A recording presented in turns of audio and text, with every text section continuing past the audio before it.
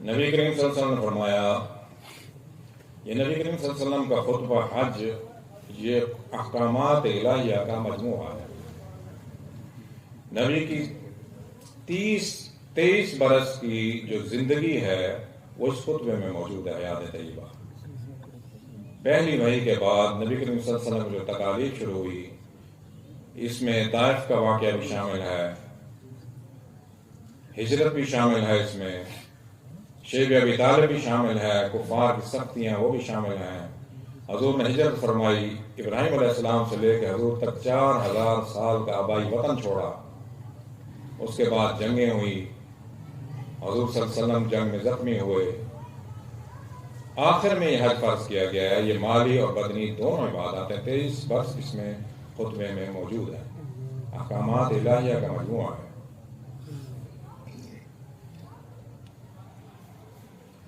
نبی کریم صلی اللہ علیہ وسلم نے فرمایا، یا ایھا الناس، اے لوگو، جہاں ناس کا لفظ آ جائے وہاں بنی و انسان سب سے خطاب ہوتا ہے۔ یا ایھا الذین آمنوا جہاں آئے گا وہاں ایمان والے مخاطب ہوتے ہیں۔ یا ایھا الناس انی لا ارانی، میں دیکھ رہا ہوں، وایاکم نجتمع فی ھذا المجلس ابدا، میں اور آپ دوبارہ یہاں جمع نہیں ہوں گے،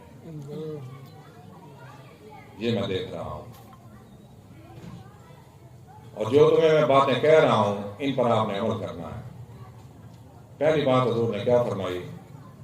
ان دماءکم، تمہارے خون۔ کفار مکہ اسلام سے پہلے ایک دوسرے کا خون ایسی بہا دیتے تھے، کوئی کسی کو قتل کر دیتا تھا، کوئی نظام کوئی قانون نہیں تھا، اور پھر خون کا بدلہ لینے کے لیے کچھ تو خون جاری رہتا تھا، قبیلے آپس میں لڑتے رہتے تھے۔ تو حضور نے فرمایا ان دماءکم، تمہارے خون، واموالکم، اور تمہارے مال۔ کوئی بھی کسی کا مال لوٹ لیتا تھا، اگر طاقتور آدمی کسی سے مال لیتا تھا تو واپس نہیں کرتا تھا۔ تو تمہارے خون، تمہارے مال، ان دماءکم یعنی تمہارے خون، تمہاری جانیں، واموالکم، تمہارے مال، اور اس کے بعد وآرادکم، تمہاری عزتیں، کسی کی عزت محفوظ نہیں تھی جاہلیت میں۔ حرام علیکم، یہ تم پر حرام ہے، ایک کی عزت دوسرے پر، ایک کا مال دوسرے پر، ایک کا خون دوسرے، حرام ہے، میں نے حرام کر دیا۔ کحرمت یومکم ھذا، جیسے اس روز کی حرمت ہے، یوم عرفہ 9 ذی الحج کی حرمت ہے، یہ حرمت والے دنوں میں شمار ہوتا ہے۔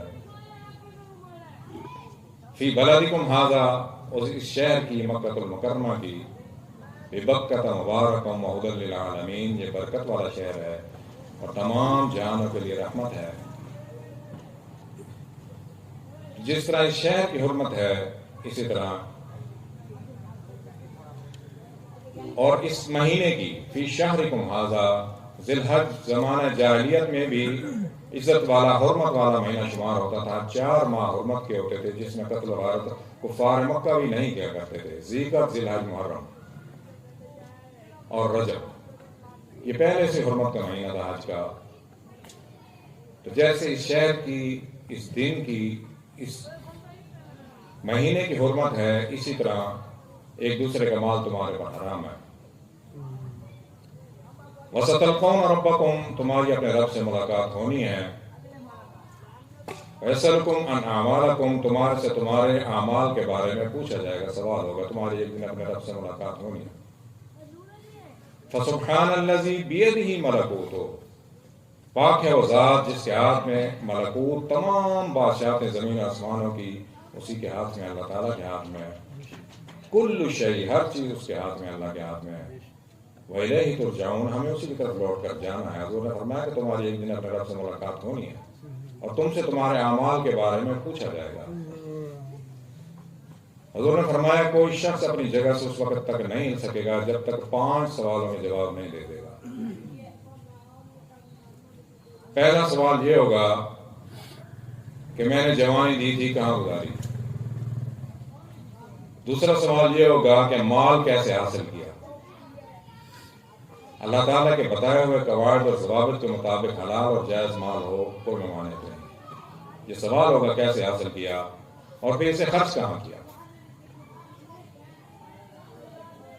اور پھر سوال ہوگا کہ علم کیسے حاصل کیا اور اسے خرچ کہاں کیا، استعمال کہاں کیا۔ جب تک یہ سوال ان سوالوں کے جواب نہیں دے سکے گا اپنی جگہ سے نہیں ہلے گا، یہ حضور نے فرمایا۔ وَأَسْأَلُكُمْ عَنْ أَعْمَالِكُمْ